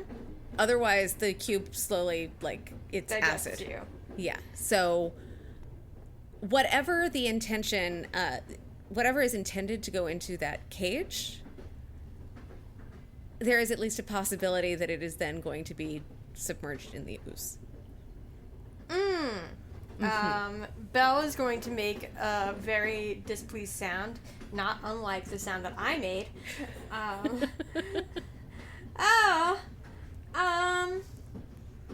Okay, well, and then she will hem and haw a little bit more, and then she's gonna go, and then she's pantomiming the cage, lifting up, going to cube, and dropping down very slowly. While she does that, she will go, I'll ask, is Stormcaller now clocking what Belle is saying? We're going to have everybody roll a wisdom check to see if anybody clocks what Belle is saying. Stormcaller rolled a natural 20. Amazing. Okay. Stormcaller... It was a not vivid only image clocks- that Belle was painting. Stormcaller not only clocks what Belle is saying, he says, I think that's for me. And that's where we're going to stop for this episode. Join us in 2 weeks for a very special episode of the Barbecue, and then 2 weeks after that for Oops All Bards, episode 10. 10, can you believe it? As always, I've been your host, Jillian Ashley Blair Ivy, and on behalf of everyone here at Oops All Bards, thanks for listening. We'll see you again soon. Oops All Bards is created, GM'd, and directed by Jillian Ashley Blair Ivy. This episode was produced, edited, and sound designed by Nate Runkle. Oops All Bards stars Ashley Banks as Belle Cernamiel, Ann Coleman as Clarice Sauercloud, Ross Curry as Andric Harrowhold, Tage Sinha Das as Cretaceous Thunderthigh, and Bob Killian as Colonian Stumps. The Oops All Bards theme song is by Bob Killian, with additional lyrics by Jillian Ashley Blair Ivy. Oops All Bards is executive produced by The Porch Room. We are part of the Porch Room Network on Spreaker Prime. For more information, visit oopsallbards.com. Thanks, and be sure to rate, review, and subscribe to Oops All Bards on Spotify, Apple Podcasts, or your podcatcher of choice. And follow us on Instagram and YouTube at Oops All Bards. We'll see you next time. Oops, it's all Bards. Oh, what a mess. Another quality podcast from the Porch Room.